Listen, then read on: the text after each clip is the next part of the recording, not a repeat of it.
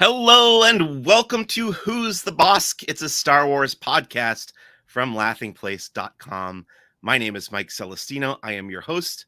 I am the lead Southern California reporter and editorial director for Star Wars content here at Laughing Place. This is episode number 165 of Who's the Bossk? And we will be discussing the first two episodes of Star Wars Ahsoka, the new live action series on Disney Plus from Lucasfilm. And for that discussion, I have invited back on the show a regular guest here at Who's the Bossk, Laughing Place co-founder Rebekah Moseley. Rebekah, thank you so much again for taking some time out of your very busy week to come and chat with me about Star Wars. Oh, I'm excited to talk about the new series with you, Mike. So as you say, I've been a little busy, so I haven't had a chance to catch up with you and find out, what you think of it too much. I know you've been on a couple of shows talking about it, so eager to get into it here on Who's the Boss. Yeah, really excited to talk about this. Always happy to have a new Star Wars, whatever content to talk about. But first, yeah, let's talk about how busy we've both been. We've both been traveling a bit. I went to Alaska on a cruise. Actually, this is the first episode since before the cruise. So I haven't really mentioned that on the show yet. But my wife and I and my wife's family, I guess you call them the in-laws, took a big kind of a family trip up to Alaska. We did a princess cruise up there, had an amazing, amazing time, saw so much cool stuff, so many different wildlife and glaciers and rivers and streams, the salmon swimming upstream. Never thought I would get to see that in my life. So that was so cool. Very, very memorable, but glad to be back here and happy to have some new Star Wars to talk about. How about you, Rebekah? I know you've taken some trips recently. Yeah. By the way, if you don't follow Mike on his Instagram, Who's the Bossk Pod, you're missing out because not only is it a bunch of fun because he's always doing fun things in Southern California, but boy, some of those pictures from Alaska, those are some nice stuff. So be sure to follow his Instagram. Yeah, around the same time that just around the time that you were in Alaska, my family took an Adventures by Disney in Wyoming. Incredible. I never thought it's one of my favorite areas of the US. And I never thought I'd get my not outdoorsy husband and son to venture with me up to like the Grand Tetons and then over to Yellowstone. But thanks to the fact that it had that Disney label, got them out into the outdoors. It was amazing. If you have a chance to take an Adventures by Disney, it is a premium experience. It is a premium cost, but it is a premium experience as well. I was very impressed with the level of care that we had throughout the week-long adventure. Yeah, I haven't done one of those Adventures by Disney, but from what I know about it and what you guys have said about it, it's great that it seems to broaden the horizons a little bit of folks who might not ordinarily go to these places, if not for the attachment to Disney. So that's very cool. I would like to try one of those out someday. But everything that you guys talked about, and what can people find? You did like a trip breakdown somewhere on my husband Doobie, he did a day by day breakdown of our adventure. I haven't crafted mine yet because I've been traveling to Southern California, being our fill-in for Mike. That's right. Yeah, when I was out of town, and also lately, which I think this is a great thing, whenever we get an invite for like a food related event, you've been heading down here because I can't eat a lot of stuff in the parks, and it's better to have somebody who has a broader palate for food. So you got to did you taste test stuff from the new Tiana's Palace restaurant? Yes, exactly. Yeah, they gave us a sampling of some of the new menu items that are coming to Tiana's Palace, which is that new visioning of the French market. And then also last night I was at the what had been called the Ralph Brennan's Jazz Kitchen, which is now, I want to say, Jazz Kitchen Coastal Grill. I got to sample some of their new menu items as that restaurant and menu has undergone transformation. So lots of New Orleans flavors have been. Oh, Mike, there were so many wonderful drinks there last night. Yeah. I did think of you as the as the trays kept going by with gin drinks, rum drinks. Yeah, it was a nice evening. Yeah, I was seeing photos coming up from you and other folks like Mr. Daps who were at that event, and I've discovered for the first time that Ralph Brennan is indeed a real person. I had always assumed, like Jock Lindsay's Hangar Bar. I thought these were like fictional characters that were being made up, but yeah, apparently he's real. So did he say why he took his name off the restaurant? They didn't mention that, but my guess is that many people are like you. I mean, if you're in New Orleans, you can't avoid the Ralph Brennan name. Okay. He is New Orleans cuisine, but I don't think it carries quite, to the Southern California market. You don't walk up and go, "Oh, hey, I know that Ralph Brennan guy." Yeah. So yeah, and then also the restaurant itself is embracing much more of a kind of a California coastal um, foundation, but yet kind of bringing in those New Orleans influences, those flavor palettes from New Orleans, but with an understanding that the California and West Coast palette is not quite the same as what you might be serving up your folks there in Louisiana.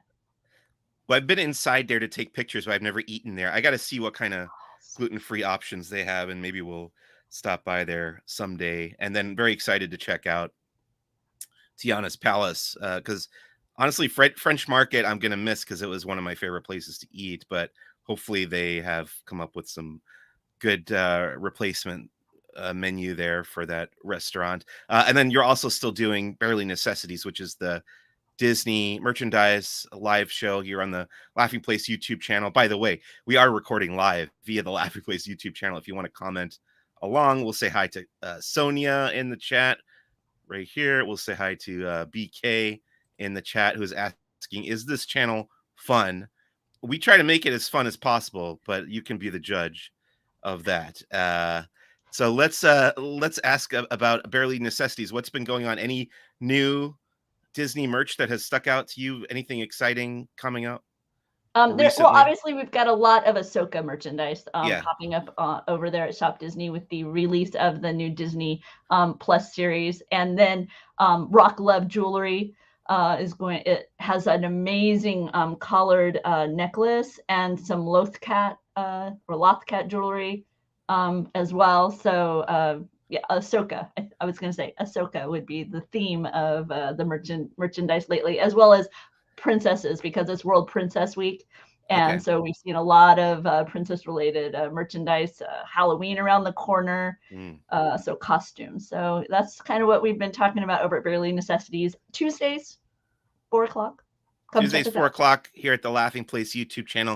out. And we don't have to do Star Wars questions because you've already caught up on those. So let's go right into Star Wars headlines for the week. Like I said, it's been a few weeks since I've done an episode, but I think the biggest news, really, for me personally, coming out recently is this. This is something I've wanted. I remember after Disney Plus was announced, I was in Disneyland with our mutual co our mutual Laughing Place contributor Benji Breitbart, who I guess we'll call our CEO jokingly, Yes. or seriously. I'm not sure. I'm never sure. But I was in Disneyland. We knew The Mandalorian was coming up on Disney Plus as that was ready to launch. And I asked him, "Do you think we'll ever get physical releases on Blu-ray or otherwise of The Mandalorian?" And he wasn't sure. And it's rare. I feel like it's rare to find Benji not sure of something in Disney's future or past. So I'm very, very glad to relay the news that now, yes, they have announced The Mandalorian is coming to Blu-ray and 4K. The 4K is what I'm super excited about because I have a PlayStation 5. I can play that really nice high resolution. Um, it might even look better than the streaming version because you don't have to worry about your internet speed. This is just coming right off the disc. Seasons 1 and 2 are coming out in December. Very, very excited to pick those up. I think they kind of mentioned in the press release there will be future releases of other shows. We've also got WandaVision and Loki from the Marvel Studios stuff. Very, very excited about this as a fan of physical media, as somebody who likes to have that Blu-ray set or the 4K set right there on my shelf. Super happy that this is happening. If the internet ever goes down and I'm desperate to watch The Mandalorian, this is going to come in very handy. How did you feel about this news, My first thought was Mike C is Rebecca? going to be very happy. Yeah. That was my reaction to the news. But I'm a little bit surprised but happy for fans like you, because I kind of wondered if we would see this with the streaming kind of restructuring and price changes that we've seen. And I kind of am curious, because I know for some people, this was one of the reasons why they kept their streaming service, was simply because they wanted to be able to rewatch Mandalorian. And now they can go buy the Blu-ray, and they don't have to keep their subscription anymore if they don't want to. So, Well, Disney's got to keep churning out those new right? Star Wars series like Ahsoka. Speaking of which, this is the other. So I've been so disenchanted with Disney Plus in the last, like, I don't know, 6 months or so. And then we had this week where there were two pieces of really good news to me coming out of the Disney Plus universe. The first was the physical releases. The second was this move to Tuesday evening releases, starting with Ahsoka. I'm assuming if this works out, they're going to keep doing this for future new series on Disney Plus. So now, instead of waiting till midnight Pacific time or 3 a.m. Eastern time, you can watch Ahsoka new episodes on Tuesday evening at 6 p.m. Pacific or 9 p.m. Eastern time. I was ecstatic to hear this news. I think it makes it even more of like a water cooler type show. I think people are more people are probably going to tune in or stream, dial up the Disney Plus to watch Ahsoka in the first few hours now because of this change. What are your thoughts on this, Rebecca? I 100% agree, because it's one of those things where you wanted to reach out and be sharing your excitement with your friends, but you weren't sure when your friends were going to be seeing it because of the really unusual drop time. So Yeah. now it's like you can feel more comfortable, sharing it, because either it's a more reasonable time to expect people to either just avoid socials if they don't want to be spoiled, or realize that, hey, it's out there now. Like I say, that overnight drop time made it so awkward, because Yeah. we even had a Slack channel here with our Laughing Place team, that we would remind everybody to mute in the Yeah. leading up to the release of it, so that way people could not get spoiled by the pop-up in the corners you're working, and that kind of thing. So yeah, I think it will help generate more buzz too, because it's just water cooler chatter now. I was listening to our friends over there at Skywalking Through Neverland, their new episode this week, and Richard Woloski was saying that he's gonna miss the like Christmas morning aspect of getting up on Wednesday early and watching the new episode. But Mhm. I don't know how I just like I feel like during those periods, those like 8-week periods, whenever Mandalorian or Andor, I guess Andor was 12 weeks, whenever those are coming out, I felt like so sleep deprived because either I was staying up too late or getting up too early. And I'm just so glad now because this is a high profile thing. It's not a nothing. It's a very high profile show that it just makes more sense to have it released in what we would call prime time, Mhm. you know. Well, So I'm yeah, I had some moments spoiled for me, because I couldn't do the early morning. I yeah, wanted my husband wants to watch it with me, and so we would have to, kind of schedule it. But my job requires me to be in entertainment socials, reading entertainment yes. magazines. So it was one of those things where I gave up pretty quickly on kind of not knowing what I was going to be seeing by the time we were able to sit down and watch it together. And I'm thankful that that probably won't be the same anymore. It's he'll be home and I'll be able to watch it in real time. I would think by and large, most people are happy about this change. And I think it's been something that I've seen people asking for a long time. I certainly was one of those voices asking for a more reasonable release time. So very happy about that. Let's keep the good news coming out of Disney Plus. So kind of related to that, we both went to these Ahsoka fan events. I went to the one at El Capitan Theater here I live in Burbank, but it's just south of me in Hollywood. Drove down there for that. And then you flew down and went to the one at Disneyland. So we've talked about these elsewhere, but real quickly, how did you enjoy that experience? It was very different to watch what I usually watch on my phone on a big screen. Yeah. Because typically I'm watching Disney Plus on my phone. I'm Okay. not even watching it on my TV. I'm watching it on my phone. So to have it, they had it in the Tomorrowland Theater where you would have watched Captain EO. So you have that magnificent sound system, you have that large screen, you're with fans. So you have that communal reaction to certain moments in it. And yeah, that is the way I wish that was a more common dynamic of modern fan culture reality, that we would have these moments where we could go see shows like I can't believe we really haven't had kind of a Mandalorian fan event in that way, Right. or Andor, or just since they've aired, because I feel like people would want to get together and enjoy them in that communal way.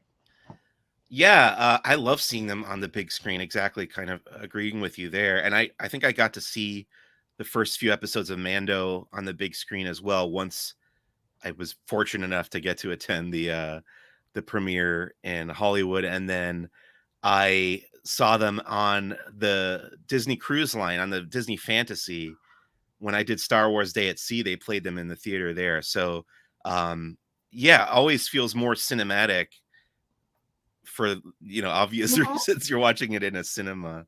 So I would love for them to, even like every episode, they could pay an extra $10 or whatever and go watch it. I would definitely take advantage of that if they would continue doing that. But I enjoyed going to the El Capitan as well, and it was a fun, like you said, a communal experience watching it with a bunch of other Star Wars fans, and it got all the right reactions, I think. And we're going to talk a little bit later about what we actually thought of the episodes. But in the meantime, I want to ask you about Ahsoka at the parks, because we both got to meet her in separate situations, on separate dates, and in separate locations. So you, at that fan event that you went to, I think it's where they announced that Ahsoka officially was coming to Disneyland. And then after your screening, you got to go over to Star Wars Launch Bay and actually meet her. And then I went to Disneyland yesterday and met her. Well, I did interact with her very briefly, but mostly watched her roaming around among a throng of fans in Star Wars Galaxy's Edge. So what did you think of this character? Has been in the parks before, but I think they've really put more attention into bringing her to the parks this time. But what was your experience like meeting Ahsoka in the park? Well, my previous experiences with her would have been more related to Clone Wars and that area, and that's a very different, to me, that's a very different Ahsoka than Yeah. we experience now with the series, and then just recently with the Mandalorian. And I was impressed by how well this character exuded that kind of quiet confidence that I sense in the Ahsoka character from her portrayal on screen. And so it was very impressive the way that I felt like I was actually meeting Lady Tano right there in front of me. She inquired about my I was wearing an R2D2 C3PO shirt, so she used that to engage me in conversation about droids and how helpful droids can be. And then we all posed for a photo together, used a couple of nice poses with using the force, so having the Yeah. hand out in front. And it was oh yeah, no, it was tremendous. But I was trying to think of how challenging that was going to be with Galaxy's Edge, because she's such a popular character, especially right now. So I'm interested to know what it was like for you. Was it like the Beatles, It in was a little bit like the Beatles. Yeah, I got there. So I wanted to get there a little bit earlier, actually, but the traffic was not great. And then getting into the parking structure yesterday morning was even more difficult than usual. Just a long, long wait. And I finally got into the park around 11 a.m., which is when I kind of had assumed she would show up, just based on past experience. But I got into Galaxy's Edge around 11. I found a spot. There were already people waiting there. And as I was, 11 o'clock is now when people can park hop also. So there were people Mhm. coming in from California Adventure, and that crowd kept growing and growing as the time went by and Ahsoka didn't quite show up. And it got to the point where I think it got near like 1:45, closer to 2 o'clock, when she finally came out. So for me, it was almost a 3 hour wait there. Thankfully, I had found a spot in the shade, like under that bridge where the characters come out by the marketplace in Galaxy's Edge. And yeah, she got a huge response. Lots of Ahsoka fans dressed up in the spirit jerseys and the headbands with the that thing exactly. And it was really nice to see that.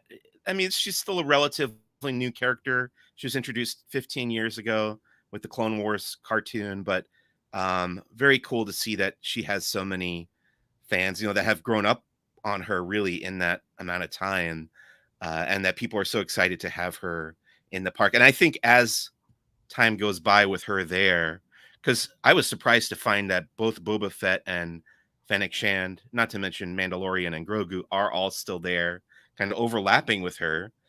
So they haven't gotten rid of any of these characters that they've added, which is great. And now we have Ahsoka as well. Hopefully the crowd will die down a little bit if you go there a week or two from now and you get to meet her in a little bit more of a casual situation. Rather, you could go watch the video that I shot that's on the Laughing Place YouTube channel. You can just see the people like swarming around her. So it was a little bit tough to get one-on-one time with her. They do this thing where they kind of wall off the people, and Ahsoka will stand in front of the crowd and kind of approach the crowd and pick people out for Mm. a quick photo op or to chat with them a little bit. And she does pay extra attention to, of course, younger children who are clearly fans of the character, or even adults who are dressed as the character, which I totally get. I did manage to snag a quick selfie with her as she was walking back to go backstage. But yeah, very happy to have Ahsoka there in Galaxy's Edge, and I think that's already proving to be a big success. Hopefully, the show is as well. Also at Disneyland, there's new Ahsoka magic shots, which I didn't know about when I was there yesterday, but I'll have to check this out next time I'm there. I think you can get your photo with Chopper, the droid. I'm not sure. I think there's one other one that I don't recall what it is, but do you know what it is, Rebecca? I don't, but I know that Laughing Place has published an article, so you can find Okay. all the details on that on the site. Okay. So we'll get back into Ahsoka in a little bit. Just some other quick Star Wars headlines to get through. One of my favorite Star Wars video games when I was a teenager was Star Wars Dark Forces.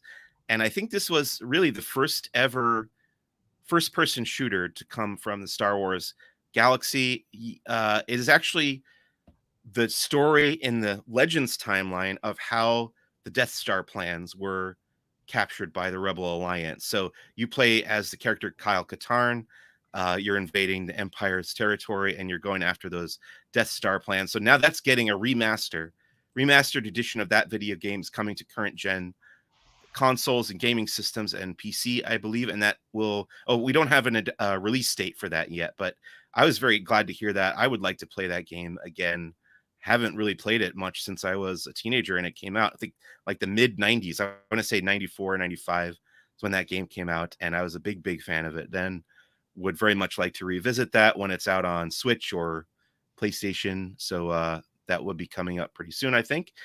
In the world of comics, we got an announcement that Star Wars Visions, the anthology animated show on Disney Plus, is going to be getting its own series of comic books. So they already did one. They did one issue like a year ago, a one shot tying into Star Wars Visions. And now they're going to do a whole series of one shots starting, I think it's September.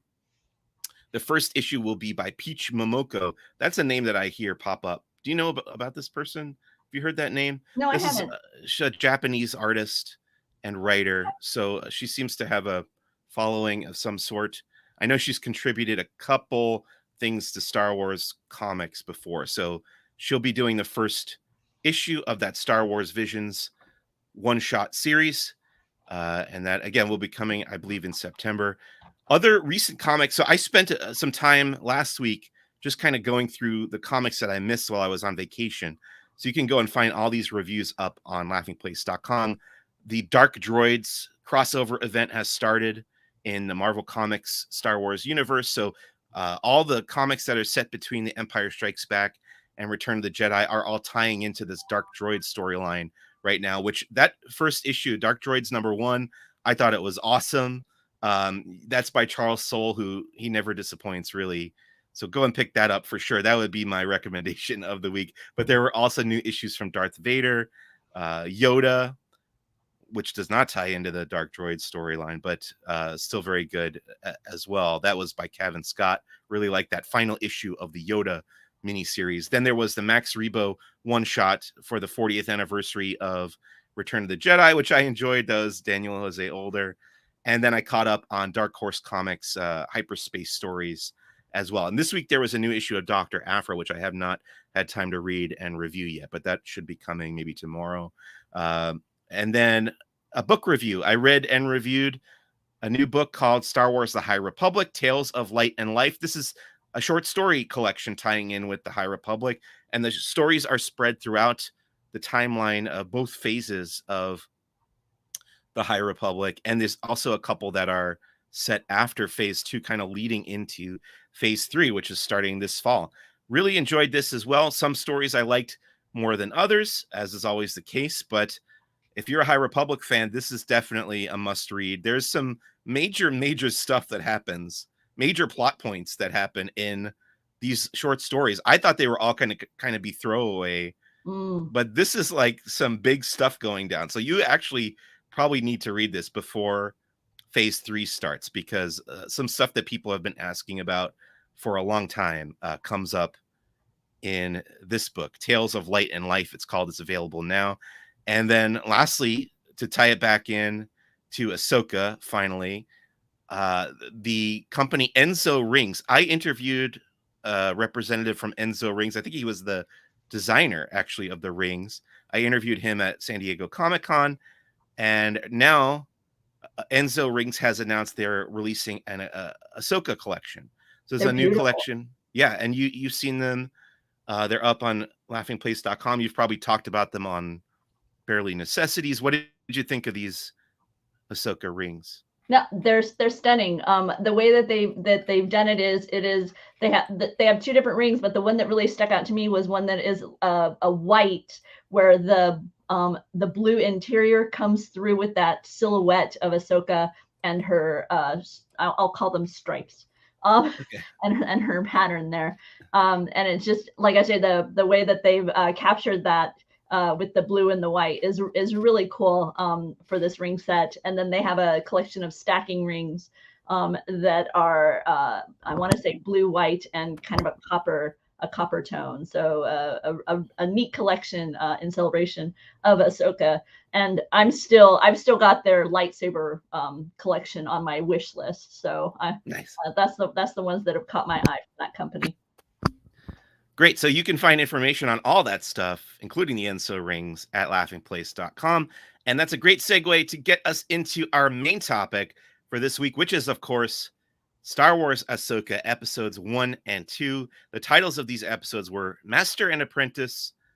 That was the first one. And then Toil and Trouble was the second one. This leads me to believe I'm guessing every episode this season is going to have that format of the title, a blank and blank. We'll see next week if that holds true. Before we talk about the episodes, though, I kind of want to get into the history of this character, Ahsoka. Like I said, she debuted in the Clone Wars cartoon movie, actually, in 2008, which I shockingly did not see in the theater because I was kind of distanced from Star Wars at that point in my life. Didn't really catch up on Clone Wars until much later on. But I did eventually watch the entire series, because it started with the theatrical movie, played on Cartoon Network for a handful of seasons. I want to say 5 seasons. Then it went to Netflix for season 6. And then it was on Disney Plus for the final 7th season.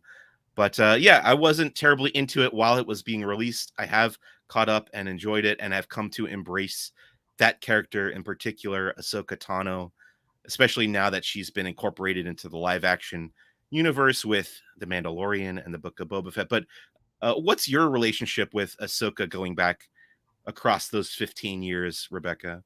It's funny. Our relationship, it's very similar, but for a totally different reason. You had kind of stepped away from the Star Wars universe because of your disenchantment with where Lucas took it with the prequels, whereas I stepped away because I was tired of defending my love of it. I was so I was like, I'm gonna stop because I'm gonna enjoy it. And then when I say, oh, I'm enjoying it, I'm gonna have to explain why I enjoy it. I'm tired of it. So I kind of, however, I was in the Florida area. And so that meant that Star Wars weekends were in my backyard. And I would go to Star Wars weekends. And this is where a lot of the Clone Wars uh, fandom, was able to really flourish and develop. And Ashley Eckstein was kind of a hostess of so much of the Star Wars weekends, and it really is through her as an entrepreneur with her universe, through her as an advocate for women's voices, for her just overall the persona of Ashley Eckstein, and how it kind of was so entwined with who Ahsoka Tano was that I found myself to become a fan of Ahsoka. And so that's kind of where I'm, so I feel kind of cheated that I didn't get to experience the whole zeitgeist of Ahsoka's character. Ahsoka lives, all Yeah, that dynamic that was around for a bit. So I'm happy to be there now, right in the middle right. of it, as the live action character becomes part of Star Wars canon and fandom. Yeah, it's interesting that we're both kind of latecomers to the character. But there is obviously that entire generation that grew up on Star Wars, the Clone Wars cartoon. Then, of course, I mean, honestly, where I first came to know Ahsoka was in Star Wars Rebels, which Mm-hmm. is a big tie-in to the Ahsoka TV series. Because I was an early adopter of Rebels. That was kind of when I was starting to get back into Star Wars. So I watched that show as it was coming out, and I want to say that episode where Ahsoka shows up in Rebels as a surprise, that was my first exposure to her. Like I didn't know who she was at that point. But yeah, for that generation that grew up on Clone Wars, she's almost kind of the central figure because she was the it was kind of her, I feel like the Clone Wars cartoon was almost sort of from her point of view Mm-hmm. as the younger Padawan introduced into that world. But very, very cool that she's been so embraced by the fans over these past 15 years. And now we do get her played by Rosario Dawson in live action. We've seen her on The Mandalorian, and she also popped up on the Book of Boba Fett. So, what did you think of Rosario's portrayal when she appeared on those two shows? Fantastic. Yeah, I feel like with the voice acting of Ashley, it was a much younger Ahsoka, and there was just this kind of, I don't want to say naive, but in some ways this optimism, this total joy and embrace and peppiness that Rosario Dawson is obviously a more staid portrayal, and you would expect that, right? She's been through Order 66. She's been through her uh, uh, Anakin, yeah, and what's happened with Anakin's path, and her walking away from the Jedi Order, due to the false accusations against her, and kind of her whole heart just breaking regarding what the order was.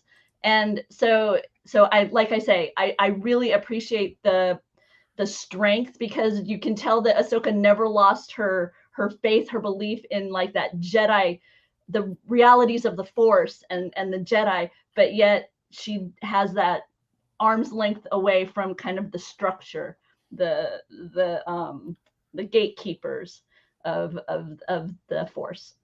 yeah. I love that. Exactly what you said. You can go back and trace her evolution, both through the Clone Wars series, and then they kind of went and filled in a gap there when they did the final season of the Clone Wars on Disney Plus. And you can see, like you said, what she went through when Order 66 happened, how that affected her. And you can see that switch flip in her character there by the end of that episode. She has already started to become a more reserved, serious personality. Then, of course, you got her arc in Rebels. There's a novel, which I unfortunately still haven't read. Um, but I do want to pick that up eventually and go through that. And then now, yeah, you can see how her arc ended or has wound up to where Ahsoka is in these live action Mandoverse shows, as they're calling them. Which the new one is called Star Wars Ahsoka. She's got her own show, 8 episode series, which started this week, what was your expectation going into Ahsoka, the series? I I didn't have much. I wasn't sure at all what to expect because Mando, Boba Fett, Andor have to me been so different from Yeah. each other that I kind of wasn't really sure what I was going to get. And honestly, after these first two episodes, I'm still not totally sure exactly what kind of series I'm getting. I think I know, but I'm not totally sure. Okay, so kind of springboarding off of that, it's been exactly a week since those fan events. We went on Thursday evening to El Capitan and Disneyland, and we got to see the first two episodes. What was your initial response just kind of walking out of that screening? I enjoyed it a lot. There were moments that it wasn't that they were slow. Yeah. I didn't feel like I was being taken along on the whole map thing Hmm. um with Sabine. I was I wanted to have a better understanding of what I was seeing go on. I, Right. and At how she was solving that Yeah, riddle. yeah, I felt like I was watching somebody solve a puzzle, but I wasn't being brought I didn't feel brought along in the process. Like when Indy would do stuff, I feel like okay, he had to move this because then the light will do that, or he had to move, Yeah. but I didn't feel like watching it. I was able to put it together, and I don't know, that could be my failing, not the imagery being brought to me. But I was kind of like, okay, well, I'm happy she solved it. It took a long time, and I don't know what she did, but she turned stuff, and it was good.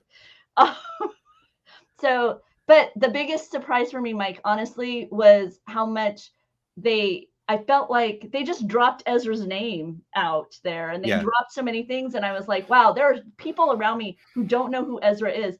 And I couldn't get a sense of, well, they do that in stories, right? You drop somebody's name and then later on you realize kind of his who he is or whatever. But since I know who he is, but I knew there was probably quite a number of people around me who didn't know who he was, I Yeah. was kind of what do you think? What do you think of that choice? Well, I feel like these are the two big topics of conversation that you've hit on when we're talking about whether Ahsoka works as a series. The first is the pacing, which I have a whole bullet point about that later, and I want to get Okay. into that a little bit later on. But the second is, can you can you enter into can you start on Ahsoka and understand excuse me, understand what's going on without having seen the Clone Wars or Rebels, especially Rebels? And I think the answer is maybe not. Hmm. My mom watches all the live action Star Wars series, surprisingly, but she's a very casual fan, and she often needed explain things to her. And when I got home from the fan event, she saw I put up pictures or whatever, and she asked me what I thought of the show. I said I thought it was great, but I don't know if you're going to understand what's going on because she hasn't seen Rebels. And do you appreciate these characters' relationships? Do you appreciate why Sabine wants to find Ezra so badly? I don't know that you do. I don't know that that's a bad thing either, because I think occasionally it's okay for Star Wars to target Star Wars fans, like Hmm.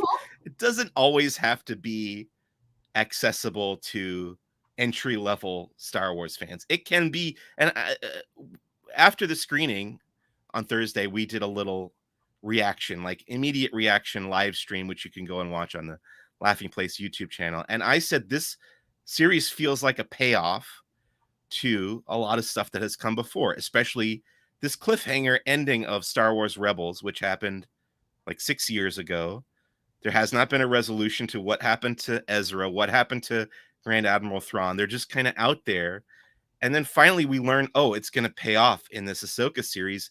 And you may or may not, if you're just coming into this, you may or may not appreciate that.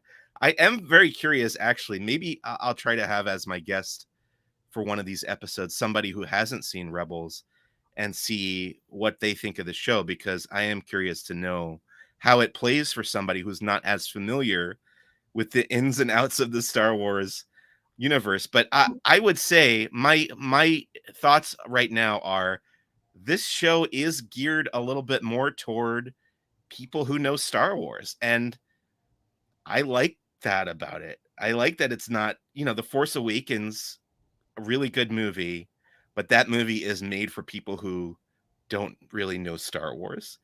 And this show feels like the opposite of that. I don't know. What do you think?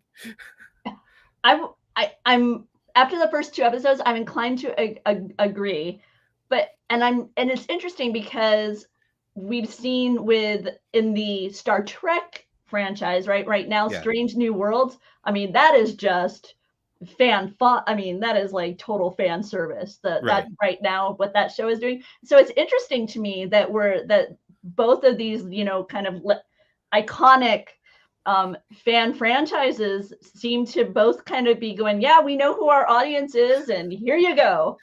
But so I also watch Strange New Worlds, and I think yes, it does have a lot of fan service in it, but also I do think it's a good like jumping on point Okay, because my wife Tori is watching Strange New Worlds with me.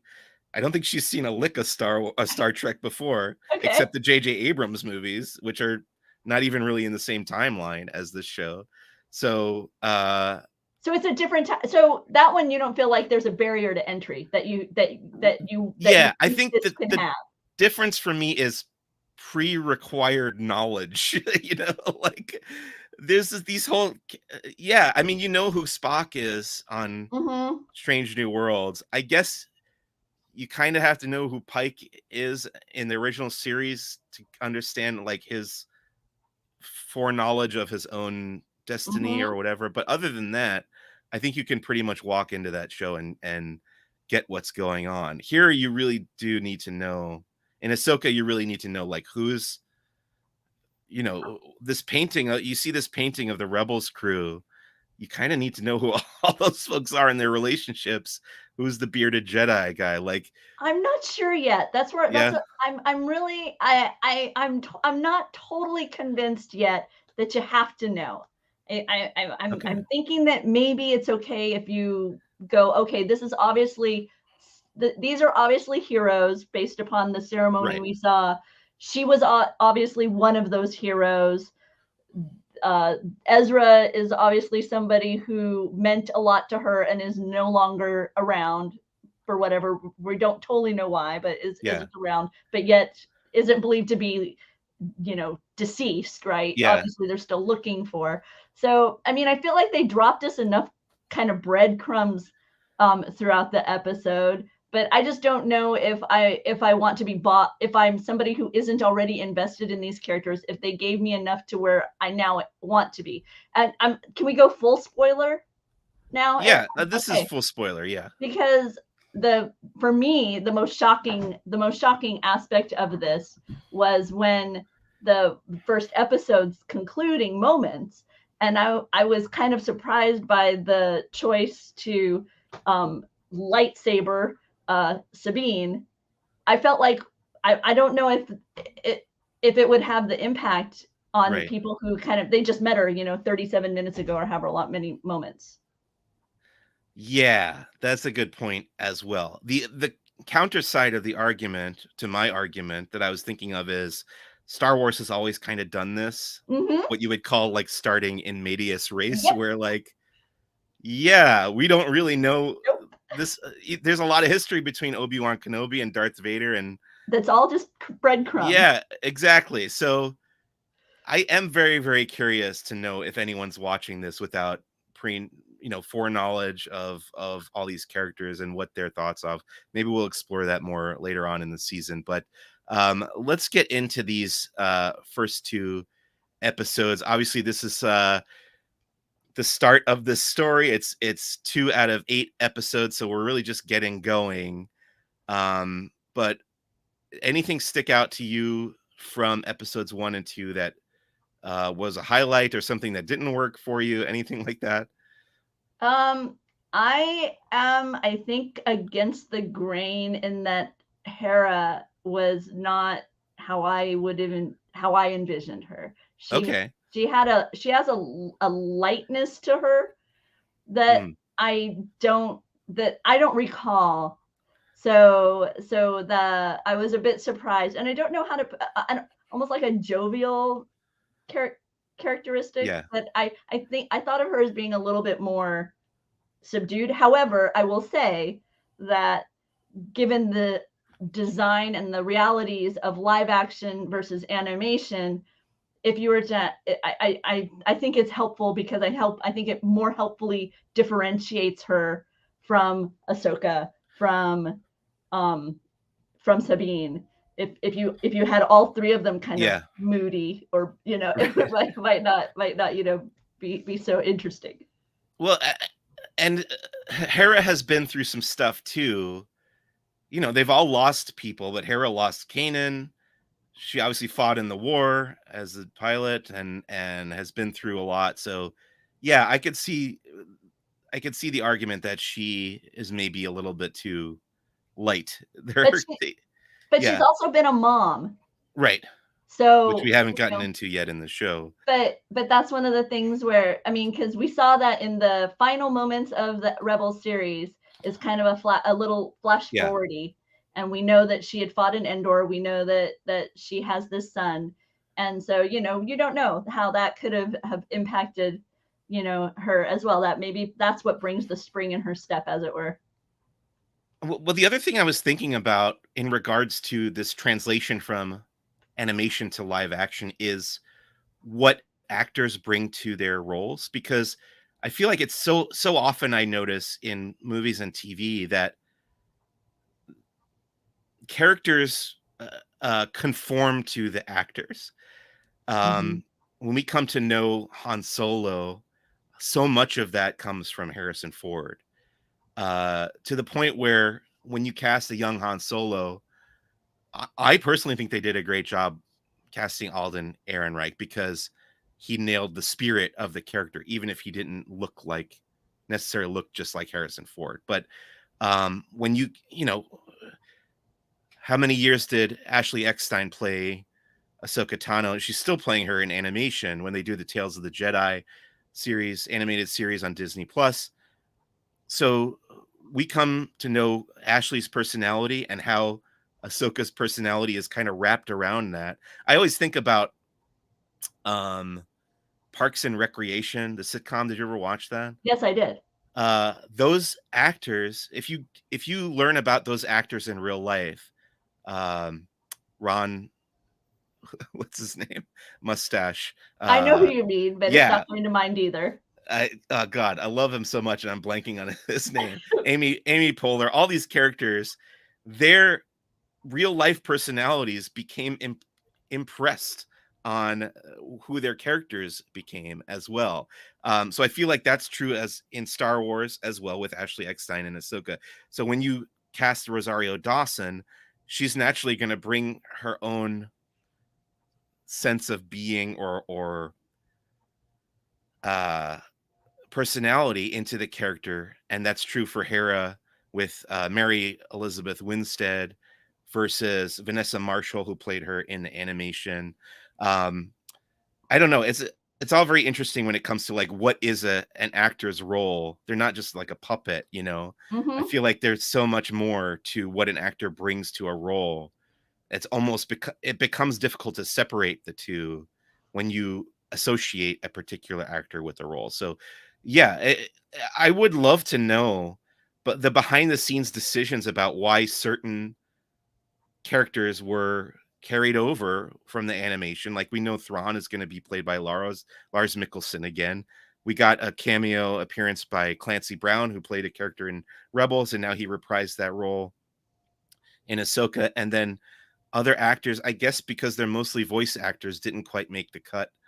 But it is interesting to watch that unfold and see how the character evolves and changes because of the actor inhabiting them. Does that make sense? Yeah, no, it totally makes sense to me, and I'm Yeah. very interested to see what you're saying, because I feel like with Ahsoka, I understand why there's this, her growth, because I got to see it much more, and I'm just curious to see is that more about the actor's portrayal, and what they brought to the role, or is there going to be a kind of a storytelling aspect that bridges my perception of Hera animation versus live action? Yeah. So yes, you have stated it beautifully.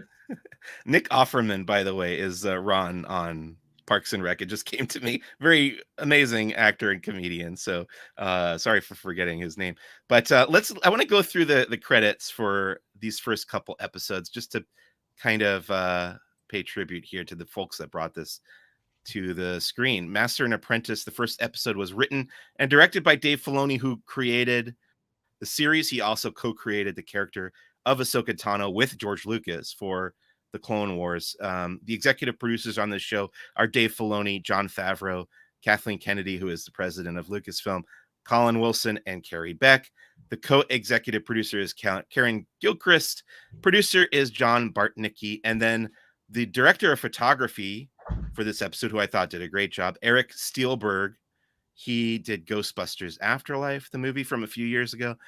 Production designers on this and many of the other Star Wars series are Andrew L. Jones and Doug Chiang. Always blown away by their work, so I wanted to mention them. The editor for this first episode was Dana E. Glauberman, who did Up in the Air, the George Clooney film. The music, I want to touch on this here because they brought back the composer, Kevin Kiner, from the Clone Wars and Star Wars Rebels. I think he did Resistance as well. What did you think of the music in this series? I don't remember it specifically, so it must have been good. Yeah, right. That's my opinion. Yeah, it must have added to the moment. I'm sure Yeah. if I put it on, I would enjoy it and embrace it, but I didn't come away totally remembering it, so it didn't dominate the moment.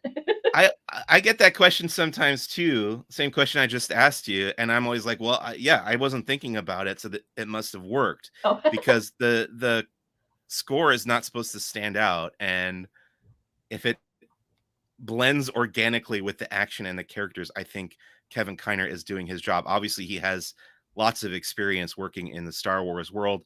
He also did the score for CSI Miami, the procedural crime TV show. The visual effects supervisor over there at ILM was Richard Bluff, who did the effects for Doctor Strange over at Marvel Studios. Costume designer, who I've met now a couple times and was very happy to get to interact with her, Shauna Tripsick. I would love to have her on the show. She seems so incredibly talented and just like enthusiastic for her work. Great follow on Instagram also. Check her out, Shauna Tripsick. She did a movie called The Core, and she's done all these Mandoverse shows as well. The second episode, Toil and Trouble, was directed by Steph Green, who I think did an episode of Book of Boba Fett, and she also was well known for her work on the Americans drama series. And the director of photography for that second episode was Kuyen Tran, who did the movies Palm Springs with Andy Samberg, along with Eric Steelberg, also contributed to that episode as well. The editor was Roseanne Tan from Mr. Robot. And then let's just quickly run through the cast as well. Of course, Rosario Dawson playing Ahsoka Tano. Natasha Liu Bordizzo, she's the real discovery to me, playing Sabine Wren. What did you think of her performance? She stood out to me. Yeah, no, adored it, and I'm very hopeful, just based upon her portrayal, that we will see Sabine come to life in Disney parks, because I suspect that character is going to be very well appreciated by the fans, and they will want to have interactions with Sabine. The introduction to her character made in this episode, the first episode, when she's riding on the speeder bike driving away from Lothal City or whatever that is, it made it almost feel like she's the protagonist of the show, even though the show is called Ahsoka. That intro to Sabine, it called to mind a lot of other, protagonist introductions I've seen in films, where she's like the rebellious. I don't know. It's in a way, Ahsoka is almost kind of the Obi-Wan character in this show, and Sabine is the Luke. So it's almost kind of, I feel like the name is almost kind of a misnomer. The fact that this show is called Ahsoka, it's more of an ensemble to me. You've got Ahsoka, Hera, and Sabine, the trifecta. I don't know how much Hera we're gonna get in the rest of the series, but certainly we're gonna get a lot of both Ahsoka and Sabine. So two, in my opinion, you've got two main protagonists, and then the villains. Of course, the main one is called Balin Skoll, who we found out is a former Jedi who disappeared at the end of the Clone Wars. He's played by, unfortunately, an actor who unfortunately passed away before the series was released, Ray Stevenson, who did a great job. Hmm. Um, and then that character's apprentice is Shin Hati. That's the name of the character. She's played by Ivana Sak. No. I Then you've love got this character. what's that? I love this character. I cannot wait to Yeah. learn more about this character. Right. Yeah. This was the big mystery for Mhm. me going into Ahsoka. Who are these characters? Who are the villains? Now we know a little bit more about them, but I am very curious to learn their history, how they got hooked up with this other character, Morgan Elsbeth, who's returning from The Mandalorian. She was in that second season episode of The Mandalorian called The Jedi, where we saw her captured by Ahsoka Tano. And she's played by a woman who's ordinarily a stunt person, Diana Lee Inosanto, who was cast because she could fight, with the sword. And I guess she did such a good job acting that they wanted to bring her back as one of the main villains in this series. Then you've got Professor Hu Yang returning from the Clone Wars. He was a droid. I think he's like tens of thousands of years old, which I love. I love that the Star Wars history of the Star Wars universe goes back that far. And he's voiced by David Tennant from Doctor Who and DuckTales. Really enjoying that character in his live action iteration. By the way, they at the El Capitan they had a costume display in the basement in the lower level of the El Cap, and they had Ahsoka's costume, they had Balin Skoll's costume, and they had the actual animatronic Hu Yang droid just for that one night fan Oh, event. And I thought that was so cool. And he was moving up on the display stand there. that's What a cool. cool thing to see in person. And then Ezra, who we've only seen in hologram form, this is kind of Sabine playing his hologram message from the end of Rebels. So he's played by Iman Esfandi now in live action. I'm sure we'll see him more as the series goes on. And then some guest stars in these two episodes, actors that I was happy to see. Captain Hale, I loved this guy's very subdued performance at the beginning of episode 1. He's the captain of this New Republic ship that gets boarded by these dark Jedi. I don't know what to call them. We don't know if they're Right? Sith. We don't know what name they're going by, but I love the way this captain kind of reacts to them. He's like, I'm gonna call their bluff. Like he's not too worried about it. Nope. And he's played by Mark Ralston, a great character actor. He was in the Shawshank Redemption. And then speaking of Shawshank Redemption, we got Clancy Brown back as Ryder Azadi. I know that everybody's excited to see him. And then in episode 2, this actor Peter Jacobson from the show House. Did you ever watch House with I uh haven't. Hugh Laurie? Yeah. This guy was a regular on that show, and he played a character called Min Weaver, who was the foreman of the shipyards on the planet Corellia that they visited in the second episode. So that was a pretty great cast assembled, in my opinion, for this show. Everybody was really strong, both the regulars and the guest cast. Anything else? Well, I don't know. I don't really need to go through. There's just 2 episodes worth of story here. I don't feel like we need to go through every story beat, but anything else stick out to you as far as favorite moments or least favorite moments? Um, I came away from this thinking that we should expect to see a lot of saber battles throughout this Yeah, series. And I thought they were well done here, so it made me excited for them moving forward. that's actually a terrific segue to talk about pacing, because I said this to Doobie when Doobie had his little reaction live stream from us after the screening. Every time I watch a movie, especially like big budget, uh, I guess action movies or any kind of big budget Hollywood movie, I think the editing is too fast. And this makes me feel like an old man because, uh, I'm as a film fan, I always like when movies take their time getting where they're going. And anytime something goes against that grain, I'm always ecstatic to see it. And this was definitely one of those examples where I felt like, oh, Dave Filoni must be a fan of keeping things at a slower pace. And I think this has been the other kind of topic of conversation about Ahsoka that I've seen people mentioning since it, both since the fan events and since it came out on Disney Plus. Some people think it's too slow. Some people think it's just right. I'm on the page of it's just right. I like long stretches of silence in my movies. I like when shots go on 10 to 15 seconds longer than they really should. And you really set this mood and atmosphere.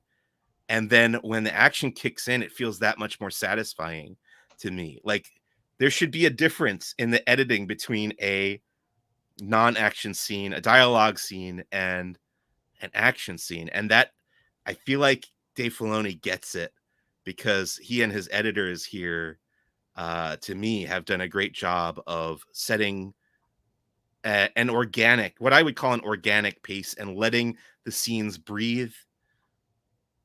It makes it feel more real to me. I think that's the bottom line is you really feel like you're in the room with Ahsoka, especially that Raiders of the Lost Ark-esque opening scene where she's solving that puzzle in the temple. I feel like the way your average blockbuster movie would have cut that together is would have had a lot of jump cuts of her adjusting those things pretty quickly and solving the puzzle. But we see her go through every little step of what she needs to do to make those beams of light land on the right place on the wall. And I really love that about it. And I love how long it's taking us to get, to get to the fireworks factory, as you would say on The Simpsons. But yeah, I'm really down with the pacing of this show. It feels very different tonally because of that from The Mandalorian and the Book of Boba Fett, which I do think are edited and paced more like an average Hollywood blockbuster these days. This feels like a throwback to the 1970s, which is my favorite period of filmmaking. So congratulations. I want to shake their hand. I want to go up to Dave Filoni and whoever edited these episodes who I listed before and shake their hand and thank them for that, because it's something I'm always looking for. And I definitely appreciate it. You kind of mentioned before that you agreed with Benji who thought it was way too slow, It's or yeah. not, I wouldn't say in its totality.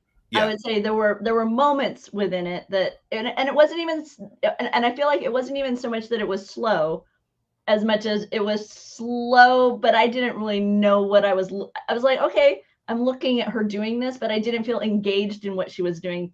And so therefore I didn't need it. I think if I'd have felt engaged within it, I wouldn't have minded the time that they were taking to show me what she was doing, but I didn't feel like I knew what I was really looking at. And so that's where it lost me. Have you watched, how many times have you seen the episodes? Well, kind of 1.5 times. Okay.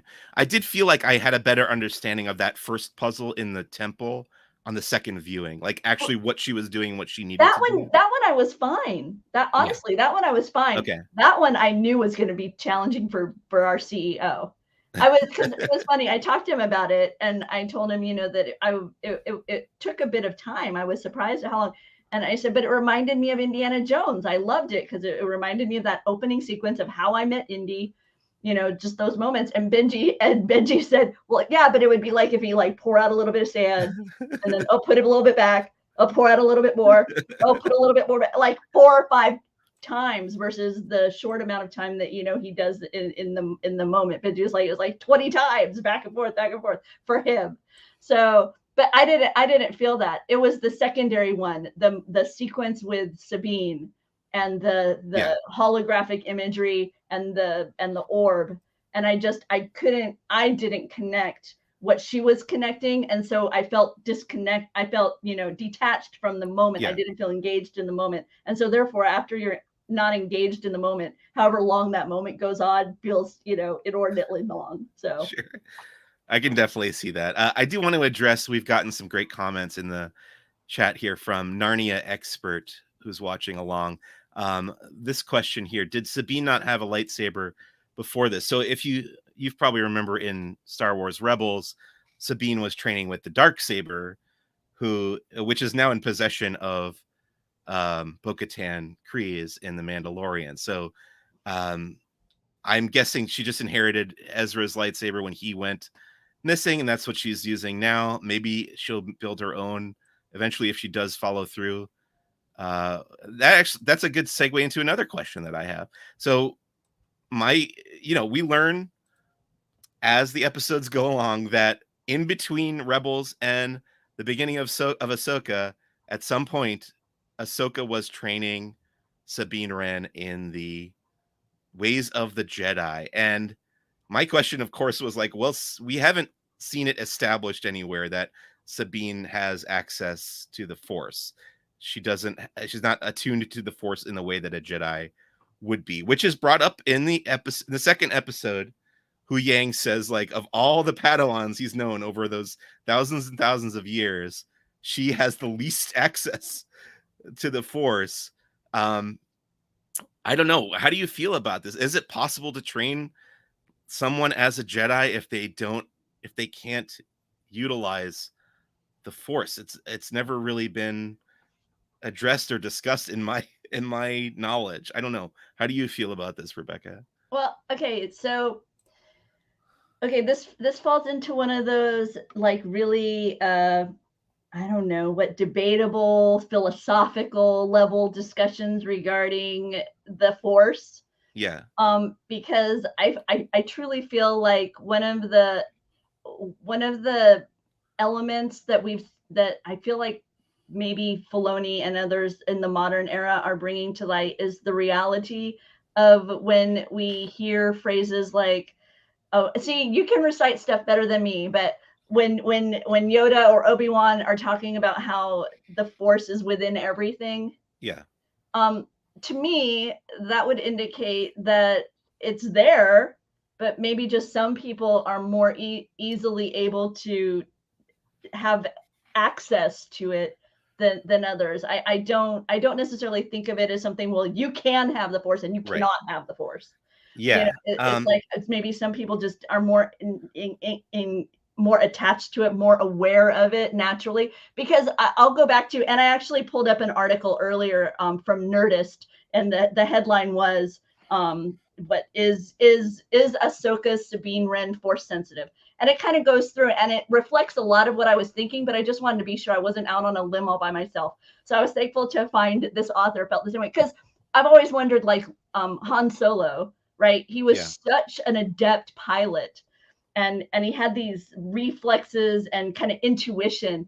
And it's like, okay, is it really luck, or is it just kind of the Force, but he doesn't know it? And it's that kind of take on the Force and how it's in everything. And so that's kind of where I am regarding Sabine. Yeah, that's a really interesting way to look at it, that the Force kind of manifests itself in different ways depending on your mindset. And yes, I saw people have shared the clip from Rebels of Kanan talking about Sabine's lack of connection to the Force and saying that it is her having a block that's preventing Mm-hmm. her from doing that, which I like that interpretation of it, but it kind of goes against pretty much everything else we've seen, because or seen or known about how the Jedi operate. What we know is that I mean, it also goes against George Lucas, because you have this whole midichlorian count thing, which I won't even. But Uh, okay, but is that more a flaw of the Jedi right, than it is of the Force? And right. is Lucas's foundational thought of midichlorians that we see in the prequel indicative of that flaw? Hmm. And if they hadn't have been so wrapped up in that, perhaps we wouldn't have ended up with the disorder that we ended up with, right? That they put that barrier between Yeah, people and the I Force really by like that. implying the midichlorians. I really like that theory as a overall direction for Star Wars to take. Like, I think that's a good way to end the arc of, like, were the Jedi right or not? Like, I think that can be addressed in the Rey movie coming up. I think the question that presents itself like in this period of the storytelling timeline is like, can you train someone to use the force if they're not capable of it already? Because historically we've seen, okay, parents will have a child and they'll notice that the child has this affinity for, I don't know, manipulating objects with telekinesis or telepathy, reading people's minds, and then the Jedi Order will show up, take them in, it's arguable or not of whether the family has a choice in that matter, but the Jedi take the child and the child says goodbye to their family and they become training. So the question is, can you train somebody who doesn't already have the aptitude for the force into learning how to do that? And I guess that will be explored here if, because we haven't seen, even in these 2 episodes where we're talking about Sabine getting trained as a Jedi, we haven't seen her use the Force. So will that happen? Will that be her arc in this series? And will that open up a whole other set of questions? I think that's a good, another good topic of discussion. And I think Yeah, it's interesting that she was being trained by somebody who had walked away from the Order. right. That too. So that kind of leads me to my next question. What does Ahsoka consider her own status? She's said in the past she's not a Jedi. If she's training Sabine, is she training Sabine to become a Jedi? And she calls her Padawan at the end of these 2 episodes. So I'm guessing she's going back to that naming convention at the very least, although she reminds Hu Yang in the beginning of episode 1 that the Order is not around anymore, so we don't really have to follow their rules. And my other question about Ahsoka is, what else has she been up to? There's that big gap between Rebels. We see that flash forward at the end of Rebels, which I'm not sure. Do you think, is that supposed to be the same? Okay, I have that question for you. You were supposed to answer that question for me. Okay. Oh no. So Okay. to set up what Mike's saying, at the end of Rebels, it's very clear that we're doing a bit of a time jump. Yeah.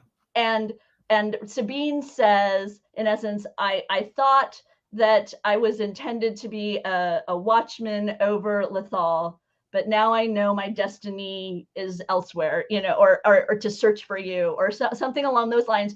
And with her short hair and her Mandalorian armor, she walks up and she places her hand on the mural that she has drawn, and then she turns and there's the cloaked figure of Ahsoka. And that is how Rebels, that is, kind of among the concluding moments of Rebels.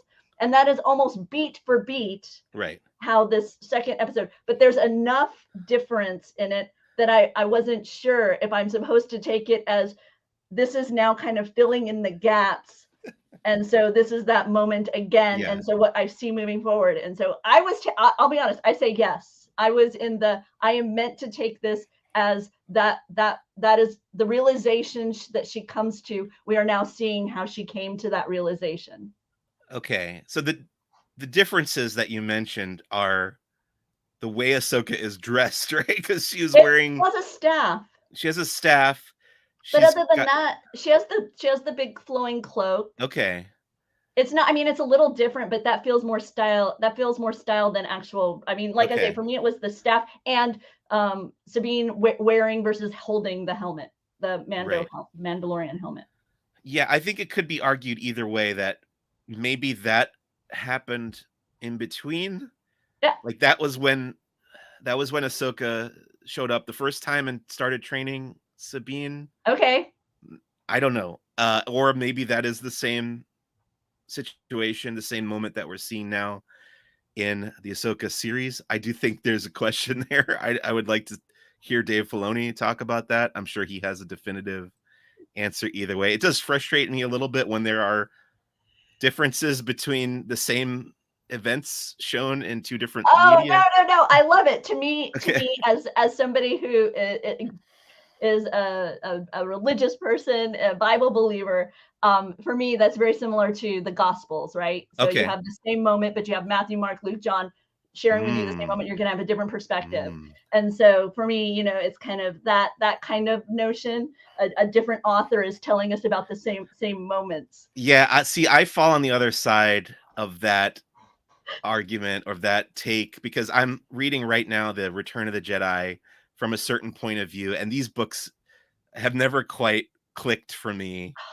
So I'm struggling to get through this as well, but it has the same problem where every story like contradicts the other stories. It contradicts other stuff that we've seen. I just want everything to flow And and and, together. and I so get frustrated with the canon, Yeah. the canon. Ah, you see one thing, I see the same moment. I'm going to describe it differently to you. Mm, It's like there's certain things that are going to be different in your canon versus my canon, even that's though we were fair. both there for That's the fair. moment. So, Yeah, I can understand that. I can probably be swayed in that direction. The other thing I want to ask you, oh, this is a thing that stuck out to me both times I watched this. I don't know if you noticed it, but I asked my friend Nick about it. And he said he definitely saw it as well. There's a scene at the end of episode 2 of Ahsoka where Morgan Elsbeth is talking to those Dark Jedi characters via what looks to be a hologram, but the hologram effect is very different from what we ordinarily see, which is like the blue lines. It almost has some like static interference. This is more like it looked like spores or whatever forming this hologram. What was your read of that? Is that because we did find out that Morgan Elsbeth is a Dathomirian night sister or descended from the witches of Dathomir or whatever. Do you think this is tied into that magic, the night sister magic, or is this some kind of different technology? Did you pick up on this, or what were your thoughts about that? okay, two things about it. First of all, I am I was thinking kind of along that more like witchcraft, Ursula, her cauldron where she would kind of have imagery pop up. Yes, I did get that. That's for me because of the Dathomir Yeah. reference and knowing that there's it's more a kind of druid witchy kind of dynamic with the Dathomir. And then that leads me into the scene where they bring up the dimensional map of the universe. Yes. I was expecting it to be more incantation, like chants and more kind of spells. And so I was very surprised when she just kind of just waved her hand over a little bit. I really was expecting especially with the title of Toil and Trouble. I was Right. Yeah, I I mean, we was should mention, obviously, anticipating that. yeah, this title, Toil and Trouble, is a reference to William Shakespeare's Macbeth, which opens with a trio of witches doing an incantation, which includes that phrase. And she is a witch. And we see her, we've seen with the Night Sisters in the past, they this kind of ties in with what you were saying before about how the force manifests itself in different ways in different people because they do have magic, but I believe, and if I'm not mistaken, they have clarified this before somewhere in the Star Wars ephemera that the Dathomirian Night Sister magic is just another manifestation of the Force, utilized in a different way. Um, so we see Morgan Elsbeth lift that orb using that green magic that we've seen before in the animation, and it lifts up off that pedestal. But then, yes, the hologram that comes out of that it does look to me like the holograms that we're used to seeing Mm-hmm. in Star Wars. So a mixture of the technology and the magic, the Night Sister magic there. But yeah, I'm not sure how to read that final hologram scene, that conversation, and what's actually going on there. Hopefully we will get more information about that as the series goes on. Speaking of which, that kind of brings us to the end of our discussions of the first 2 episodes here. Let's address let's see. Narnia expert wants to know, do you feel like Ahsoka's hair looked like a rubber prosthetic? This has been an issue since she showed up in The Mandalorian, I think. And they did make her Leku longer in Ahsoka now, so it matches a little bit more the animation. Yeah, I would say I agree. It does look a little rubbery, but maybe that's just what those things look like in live action in the real world that is the Star Wars universe. Why would Ahsoka choose Sabine as her Padawan? Does that choice make sense from the context of Rebels? Yeah, so we covered the force sensitivity thing. As for why it's Sabine, I think so. We have seen throughout Rebels that Sabine is very skilled at like sword combat. Um, as to why that makes her, is that enough to make her a great a Jedi in the first place? I don't know. Uh, again, there's that Star Wars sometimes frustratingly leaves these big gaps in the story that it's kind of up to us to fill in, or we wait until there's a novel or a comic book that goes back. Like I remember the Rise of Kylo Ren comic that told us how Kylo Ren met Snoke and everything. So maybe someday we'll see those early days of Ahsoka deciding that it's time to train Sabine, or why she chose Sabine to be trained into a Jedi. Who knows? Rebecca, what are you hoping to see? We've got 6 episodes left. What are you hoping? What are you expecting from the rest of this season of Star Wars Ahsoka? What I am hoping is that it is not only a search. I do Yeah. not want this entire series to be 3/4, 75% looking for Yeah. Thrawn, looking for Ezra. I would like to find them and then shift it Yes. out a little bit. So that's kind of where, so when you talk about pacing, I think that's my biggest concern is Yeah. how long are they going to string me along on my Yeah. journey for Thrawn? I am on the same page with you there. I like what they've done so far. I don't think Thrawn needed to be in these first 2 episodes, but I do hope he shows up in episode 3 because I don't want him to just be, oh, he pops up in episode 8 and then we got to wait till whatever the next thing is to see more of him. I hope that he is heavily featured through the rest of this season. I think I will be a little disappointed if that's not the case. So that was going to be my thing as that I was Narnia hoping for as as well. Narnia expert says in the Yeah. chat, that don't master Lucas when it comes to, Yes. when it comes to Thrawn. Yeah. So, we've seen him in the trailer. We know that he's in the show.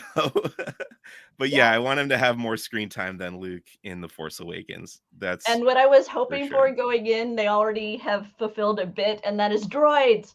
And I was hoping, because it's Filoni, so I was hoping for droids, and their Chopper was adorable. I loved him dealing with the tracking device. He was Yeah. exactly what I want from my droid counterpart in a Yeah. in a series. Well, that's the other thing I kind of want to say too is that I mentioned earlier that tonally this show feels more like Andor to me. Did I mention that? I don't know. I wrote it Yes. in my review. It feels more like Andor than it does The Mandalorian or the Book of Boba Fett. But what Ahsoka has that Andor did not have is lots of aliens and lots of droids, which makes it feel more Star Warsy to me. Mhm. Um, I love Andor. I love what they're doing with that. That to me feels like that's what Tony Gilroy's vision is for that show. It's a little bit more of a grounded take on Star Wars. This Ahsoka feels like the best of both worlds. You have the craziness of the Star Wars universe with all the crazy droids and aliens walking around, and I mean the main character is an alien. Mhm. Uh, two of the 3 main characters so far are aliens. Um, it doesn't always have to be humans. And then you've got a droid. You had the little, I forget the name of the little rolling red droid in Andor. Emo, B2 right? emo, yeah.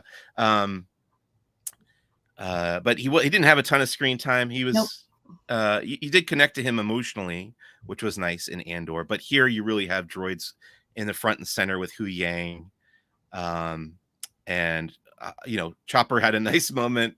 He had that kind of the hero shot where he puts the tracking device on the Imperial hyperdrive, getting sent off to big get put on that big hyperdrive ring. So yeah, I'm with you. I love the droids, love the aliens, love the. Uh, to me, Star Wars is all about these different ingredients, and I've complained to you about the Jedi before, that I'm Yes. not so into the Jedi. But really, to me, the Jedi are an ingredient in Star Mhm. Wars. And to me, this is what is Ahsoka is doing right, is that the Jedi are one ingredient, and the droids are an ingredient, and the aliens are an ingredient, and the military side is an ingredient, and the strategy and the empire and the villains, these are all different ingredients that you can use in different percentages in each project. But to me, when Star Wars works best is when those things are all balanced out. And I think that's what I like the most about Ahsoka so far, is that proper balance that they have struck. To me, loving it so far. Can't wait for more. Anything else you want to say about this show before we move on to the wrap up? Um, for me, the reason why I am more excited about this than I was after the first few episodes of Andor is I like hope in my Star Sure. Wars. And Yeah. for me, Andor, just the not only his circumstance within that particular story, but Yeah. just his over reality of his arc. Right. It was hard for me to fully embrace it for lack of the hope. And I understand, super important part, super important aspect to that whole story of Star Wars and the success of defeating the Empire. But like I say, just knowing kind of the time frame that we were in, his circumstance, I couldn't embrace it in the way that I am feeling right now. I'm able to embrace where we are with these characters, with this story. There's this hope that I'm enjoying. I can't wait for episode 3 because I'm really kind of on the fence right now with it. I like it and I want to love it, but Yeah. I'm scared. So that's kind of where I'm at. Yeah, but that's a good observation too. And another difference between Ahsoka and Andor is this show is a little, it does have a little bit of a brighter outlook on things. But I also really like that moment where, speaking of this being like an entry level Star Wars show, one way in which I do think people can catch on pretty quickly is that moment where Ahsoka is talking to Sabine and she says, "This isn't only about finding Ezra; it's also about preventing another war." And that to me is, it spells out the stakes for you pretty clearly. You know what the goal of the show is. They don't want another civil war to pop out, because this is, you get that uh text scroll, the title crawl again at the beginning, which isn't quite like the one at the beginning of the movies, but it does kind of catch you up. This does take place after the Empire has been eliminated, but the rebels are, the New Republic is still trying to gain a foothold in the galaxy, and then this is about trying to prevent that from slipping back in the other direction. So um, that's what we can expect for these next 6 episodes. I think very excited for more. We'll be talking about episode 3 next week, but let's wrap up this episode of Who's the Bossk, with our final segment called First Steps into a Larger World. I've actually been watching a lot of stuff on the weekends. We've been catching up on all our TV shows, but we did also go to the movies, and we saw Barbie finally, which we had the Barbenheimer double feature, except they were separated by like 3.5 weeks. So we finally did see Barbie, and I enjoyed it. I like Greta Gerwig, and it was actually weirder than I thought it would be, which I liked a lot. So laughed a lot, thought it was very funny, enjoyed it all the way through. Definitely into Greta Gerwig as a filmmaker. She's had 3 really good films. So that's my choice for this week. What about you, Rebecca? What have you been watching or reading? Anything? uh, a surprise hit here in the Moseley house has been Claim to Fame. Oh, And what's that? it's a reality show where a bunch of relatives of famous people are in this house together, and you're trying to figure out who their celebrity claim to fame, right? So, for example, one of them was the let's think, which one do I want to? Oh, the one that's the one that's catching all the headlines and is very funny is Donny Osmond's son is one Okay. of the people in here. And you're given various clues to figuring it out. And we as the audience don't know either. So we're getting these clues along the time too. And seriously, when he popped on screen, Doobie says, "Oh, that's Donny Osmond's son. You know, that's a relative of Donny Osmond," because he just looks like Yeah. Osmond. But for whatever reason, the demographic, the age of the people in the house with him, even though it's been clues like Ogden, Utah, 70s icon, puppy love, Technicolor coat, you know, Uh, things like this, they're not able to figure out that this guy is somehow connected to the Osmonds. And yeah. so you've just been watching this week after week, of different people getting picked off as their celebrity relative is either figured out, or the way the show ends each episode is two people end up head to head, and one of them is guessing. And if their answer is correct, they get to stay. And if their answer is wrong, then they have to go home. Oh, wow. And so it's been fun to watch it evolve. And like I say, I never, and it was not at all on my radar as Yeah, I had something no to idea. watch. But our editor, I think it was our editor, Kyle Burbank, mentioned that he was enjoying it. And a podcast I listened to, they also recapped this show as well as the one I was listening to. And I was like, okay, I'll give it a try. And it's been a lot of fun. The season finale is just around the corner. So three people left, and yeah, no, it's a hoot. So Oh, cool. I got to check that out. That sounds like a lot of fun. All right, that's going to wrap up this week's episode of Who's the Boss. Thanks for listening or watching here on the Laughing Place YouTube channel. And thank you to my guests for this week, Rebekah Moseley. Rebekah, where do you want to send people if people want to see more of what you're up to? oh, well, you'll find me on laughingplace.com. It's a website all about the Disney company. If it moves the needle as far as the Disney stock price, chances are you can read about it on Laughing Place. Mike keeps you up to date on all things happening at the Disneyland Resort, as well as Star Wars. We've got a team of people that covering all of it. So I chip in there as well, and you can find me on this YouTube channel from time to time talking merchandise on Tuesdays, as well as other things other days of the week. So yeah, Laughing Place, that's where you find me. Yeah, me too. Laughingplace.com. Next week on Who's the Boss, we will be talking about the third episode of Ahsoka. So be sure to tune in for that, either right here on Laughing Place, or you can listen to the audio version wherever you get your podcasts. My name is Mike Celestino. Thanks again out there for tuning in. On Instagram, I am Who's the Boss Pod, and I'm at Laughing Place as well, which we already said. But thanks for listening. See you next week. Bye. Maybe we'll be less exhausted next week, you and I, Rebekah. I think we've both been very, very busy lately, but things will slow down eventually. All right. Thanks. Bye, everybody. See you next time. Bye.